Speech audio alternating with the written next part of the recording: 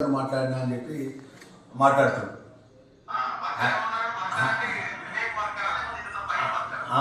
అయితే అన్న ఒకటే అన్న రగన్న, మీ ద్వారా ఎంటర్ తెలంగాణ ప్రజలకు ఏదైతే మా మాదిగ జాతి కుల బాంధవులకు కానీ కుల సంఘాలకు కానీ మా పెద్దలందరికీ కానీ మనం కానీ ఏదైతే నాకు జరిగినట్టు అవమానం ఏంటంటే తక్షణమే స్పందించి అనేక ప్లాట్ఫామ్స్ మీద వాళ్ళు నిరసన కానీ ఏదైతే జరిగిన ఏదైతే అన్న వ్యక్తి మీద తప్పనే ఆయన వెంటనే క్షమాపణ చెప్పాలని కోరిన దానికి మనస్ఫూర్తిగా వారికి నేను ధన్యవాదాలు తెలియజేస్తున్నాను. ఇంకోటి ఏంటంటే దీన్ని పెద్దగా కాకుండా ఆయన జరిగిన యథార్థాన్ని వాస్తవాన్ని ఒప్పుకొని తప్పని క్షమాపణ కోరితే ఆయన గౌరవం ఉంటుంది. ఆయన అన్న మాటకు వ్యక్తిగతంగా ఒక నడడం తప్పని విషయంలో కూడా ఆయన క్షమాపణ ఇస్తే ఆయన మంచిగా ఉంటుంది అనేది నేను మీ ద్వారా చెప్తున్నాను. ఇప్పటికే ఆ మంత్రి ప్రభాకర్కు పొన్న ప్రభాకర్ గారికి నేను ఒకటే మాట చెప్తున్నాను. అటు డాక్టర్ వివేక్ మా వర్గము మంత్రి అనుకున్నప్పటికీ ఆయన లేచిపోతే ఆయన వస్తాడా రాడా అని ఆయన కొద్దిగా అవమానంగా మాట్లాడతారు. ఈయనేమో నేను ఉండని వెళ్ళిపోతా అంటాడు. మేము ఆయనకు మేము వాళ్ళ వర్గాన్ని మేము ఆ వర్గంకి వచ్చిన వాళ్ళంగా కష్ట సుఖాల్లో మేము ఆయన కొడుకు ఎంపీలో పడితే మేము మీదేసుకొని మేము గెలిపించాం ఆయన కొడుకు పెద్దపల్లి పార్లమెంట్లో. మేము వాళ్ళ తండ్రి అప్పటి నుంచి మా తండ్రి వాళ్ళతో స్నేహితం వాళ్ళ కుటుంబానికి మేము పెద్దపల్లి పార్లమెంట్లో మేము కార్యకర్తగా వాళ్ళ కుటుంబానికి మేము ఓటేసి మేము గెలిపించేదానికి మా పాత్ర ఉన్నది. తోటి అంటే ఇలాగే మన ఏమయ్యా మంత్రి నువ్వు ఎట్లా మాట్లాడుతున్నావు, మామూలు పట్టుకుని దున్నపోదని ఎట్లా అంటున్నావు అని ఒక మాట అన్నా మళ్ళీ కూడా అది క్లియర్గా అది మైనార్టీకి సంబంధించిన కార్యక్రమం నేను పెట్టినది. నేను అజ్మత్ భాయ్ వక్ఫ్ బోర్డ్ చైర్మన్గా టైం కన్సర్న్ మినిస్టర్ నేను టైం ఫిక్స్ చేసుకుంటే నేను 3:30కి వస్తాను అన్న. లేట్గా రావడం జరగలేదు కదన్నా, మీ ద్వారా చెప్తున్నా మరొకసారి. అజ్మత్ వక్ఫ్ బోర్డ్ చైర్మన్ అజ్మత్ భాయ్ ఈ యొక్క కార్యక్రమానికి సంబంధించిన ఇష్యూలో కూడా 2 రోజుల కింద అన్న అంటే 2500 స్క్వేర్ యార్డ్స్ సంబంధించినటువంటి వక్ఫ్ బోర్డ్ మనం జీవో ఇస్తున్నామన్నా, మీరు అనుమతి ఇవ్వాలంటే ఇస్తా అని చెప్పి నేను దానికి సంబంధించిన పేపర్ వర్క్ ఫార్మాలిటీస్ అది మా ఆఫీషియల్ చేపించి జీవో ఇస్తే జీవో అన్న మనం పంపిణీ చేద్దాం. మన డిపార్ట్మెంట్ కదా అజ్మత్ భాయ్, మనకు సంబంధించినటువంటి మైనార్టీ కార్పొరేషన్ చైర్మన్ పిలవండి, మనం అందరం వచ్చి ఇద్దాము అంటే ఇంకెవరు మీరు 100 ఇవ్వండి, నాకు అభ్యర్థి లేదు. నేను 3:30కి వస్తాను, ధర్మపురంలో ఉన్నా, నేను 3:30కి బయలుదేరి వస్తాను అని చెప్పిన. నేను 3:30కి బయలుదేరి వస్తాను అని చెప్పి నేను 3:10 నిమిషాలకు మా మినిస్టర్ కూడా మా ఎస్కాట్ మా వాళ్ళు భోజనం చేయలేదు అన్న, నేను ఇప్పుడు భోజనం చేస్తున్నా 15 నిమిషాల్లో నేను ఆడ చేరుతా అని చెప్పిన. చేరుతానగానే నాకు ఫైన్ ఫోన్ చేస్తే ఫైన్ కూడా చెప్పిన. నేను 3 కరెక్ట్గా బయలుదేరుతున్న పైసలు నేను ఆడ చేరుతా అన్న. మళ్ళీ 5 నిమిషాలకు అజ్మత్ భాయ్ అన్న ఇట్లా పొన్న ప్రభాకర్ గౌడ్ను మన ఇన్ఛార్జ్ మినిస్టర్ గారు మన ఇక్కడ ఎలక్షన్ ఇన్ఛార్జ్ డాక్టర్ వివేక్ గారు వచ్చినారు. వాళ్ళు అర్జెంట్ అంటే పని అజ్మత్ భాయ్ మీటింగ్ జరగని నేను వచ్చి జాయిన్ అవుతా. ఇక వాళ్ళిద్దరు నేను వస్తానంటే వాళ్ళు ఆగా నాకు తెలుసు, నువ్వు కానీ అన్న అజ్మత్ భాయ్ నేను చెప్పిన.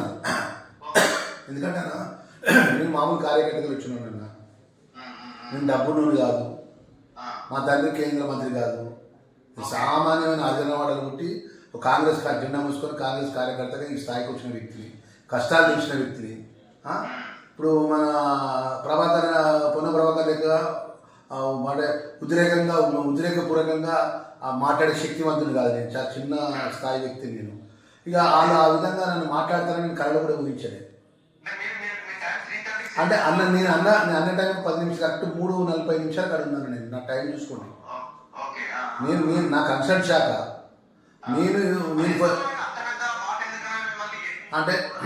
అంటే ఏం లేదన్నా, నేను వాళ్ళ సమకాలికంగా డాక్టర్ వివేక్ పక్కన కూర్చోవడం నాకు ఇష్టం ఉండలేదన్న. ఆయన మొదటి నుంచి మా వర్గాన్ని వ్యతిరేకిస్తాను కదన్నా, మా వర్గీకరణ కేటగిరీస్ అనుకుంటే మమ్మల్ని వ్యతిరేకిస్తాడు. వీడు ఒక మాదిగో ఆ వర్గం మీద నా పక్కన సమకాలికంగా కూర్చుంటాడు, వీళ్ళు లెక్కెంత నేను లేచిపోతా అంటున్నాను.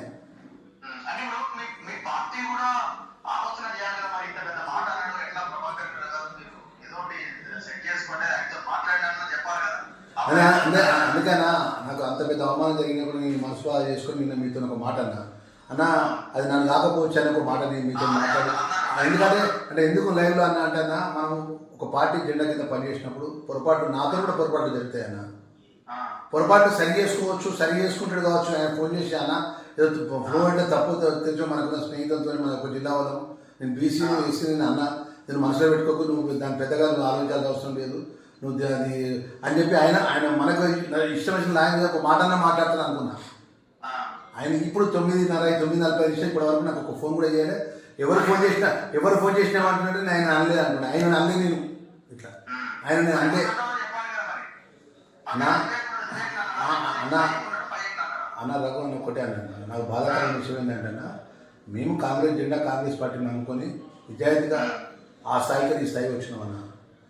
నేను 3 నెలలుగా నేను మంత్రిగా పనిచేస్తున్నా, మీరు నా రిపోర్ట్ తీసుకుంటున్నా, ప్రజలకు అందుబాటు ఉంటున్నా, పేదోళ్ళకి అందుబాటు ఉంటున్నా, మా ప్రభుత్వ పరంగా నిబంధనలకు అనుగుణంగా పనిచేస్తున్నా తప్ప నేను ఉరుకులాట కానీ ఆవేశపడే విధంగా ఎక్కడ కూడా తప్పు చేస్తాను. నన్ను లక్ష్మణ్ కుమార్ అంటే ఏమన్నా నన్ను తిట్టని, కానీ నా జాతిని తిట్టడం కరెక్ట్ కాదు కానీ నేను మాదిగా ఉన్నాను కాబట్టి నాకు మంత్రి ఇచ్చింది అన్న. నన్ను మాదిగా వర్గం నుంచే మంత్రి ఇచ్చింది. ఇక ఆయన ఇప్పటికైనా అన్న, ఇప్పటికే ఇవాళ నుంచి రేపటి దాకా చూస్తామన్నా. రేపటి వరకు కూడా ఆయన మార్పు రాకుండా